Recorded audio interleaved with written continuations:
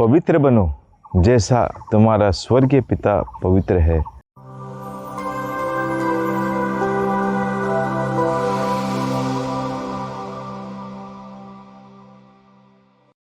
क्रिस्त में मेरे प्रिय भाइयों और बहनों, हम सब पवित्रता में बढ़ने के लिए बुलाए गए हैं, क्योंकि जिस व्यक्ति का हम अनुसरण करते हैं वह अति पवित्र है। और इसलिए हम सबों को भी इस मार्ग पर चलने के लिए प्रभु बुलाते हैं।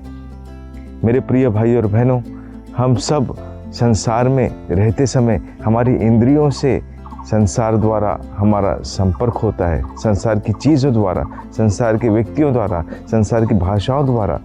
हमारी इंद्रियां हमें मदद करती है कि हम संसार में रहते समय एक दूसरे से संपर्क इनके ज़रिए साधें। लेकिन जब हमारा इनके साथ संपर्क हो जाता है, एक विशेष शक्ति जो ईश्वर ने हमें दी है, जिसे हम बुद्धि कहते हैं, उसके अनुसार हम सही या गलत का निर्णय कर पाते हैं। हमारे जीवन में जब भी हम बुराई की ओर बढ़ते हैं, इसका मतलब यही है कि हमने जो कुछ भी देखा, जो कुछ भी स्पर्श किया, जो कुछ भी परखा, वह हमें अच्छा लगा और उसे और अधिक मात्रा में हम पाने के लिए उसके पीछे मारे मारे फिरते हैं। और यही बुद्धि का काम है। जो चीज़ भी हमें भा गई वह हमारी हो जाए, ऐसा हमारे मन में विचार आता है। तो कहने का मतलब यह है कि हमारे जीवन में चाहे जो भी अच्छा काम करते हैं या बुरा काम करते हैं, सबकी शुरुआत यहाँ से होती है, बुद्धि से होती है। यही हमें सही और गलत के बारे में फ़र्क बताने में सहायक सिद्ध होते। अन्य प्राणियों में ईश्वर ने इस शक्ति को नहीं दिया है, केवल मनुष्य ही इस शक्ति से लाभान्वित है। लेकिन क्या हम इस शक्ति का सही से इस्तेमाल करते हैं? आज अगर हम संसार की बात करें तो संसार पूर्ण रूप से बुराई में डूबा हुआ है। और इसी का आज वर्णन सुसमाचार में भी हम सुनते हैं, जहाँ पर पति और पत्नी के संबंध को एक व्यभिचार का पाप बुराई में लेकर चला जाता है। व्यभिचार शब्द का अर्थ भी हम जानते हैं, बुरा विचार। संसार में ईश्वर ने जो भी चीज़ें बनाई, कोई बुरी चीज़ नहीं बनाई। ईश्वर ने हर एक चीज़ को अपने एक कार्य के लिए बनाया, अपनी एक योजना के तहत बनाया।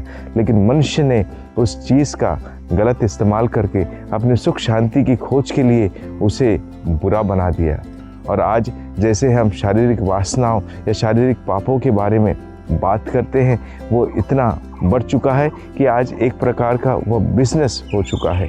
अगर आज हम फिल्में देखते हैं, कोई भी कार्यक्रम देखते हैं या कोई भी चैनल्स देखते हैं, अगर ये अश्लील चीज़ें उसमें ना हो तो उसका जो है पॉपुलैरिटी है, पॉपुलैरिटी का अर्थ ये है कि उसका लोग जो प्रचार प्रसार नहीं ज़्यादा होता है। और इसलिए इसी कारण आज हर एक व्यक्ति इस पाप से घिरा हुआ है, बुराई में दबता जा रहा है, क्योंकि यह पाप इस तरीके से हमारे बुद्धि पर प्रहार करता है कि हम उसके अलावा कुछ और सोच नहीं सकते।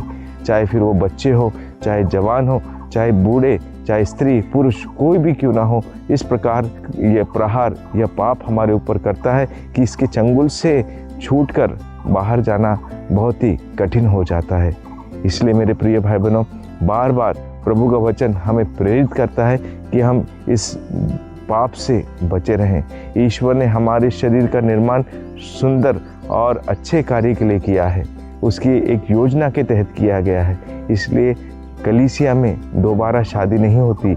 एक बार संस्कार के रूप में शादी दी जाती है तो माना जाता है कि वह ईश्वर द्वारा स्थापित किया हुआ केवल जीवन में एक बार मिलने वाला संस्कार है।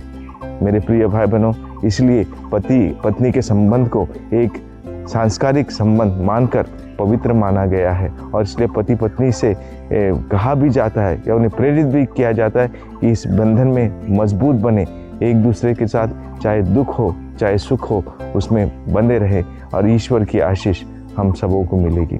और इसीलिए जब हम हमारे जीवन की शुरुआत में देखते हैं, अगर हमारे जीवन में शुरुआत से ही हम बुराई की ओर पड़े रहे, शारीरिक वासनाओं के पीछे पड़े रहे, तो हम कभी भी हमारे वैवाहिक संस्कार को योग्य रीति से या पवित्र रीति से जी नहीं पाएंगे।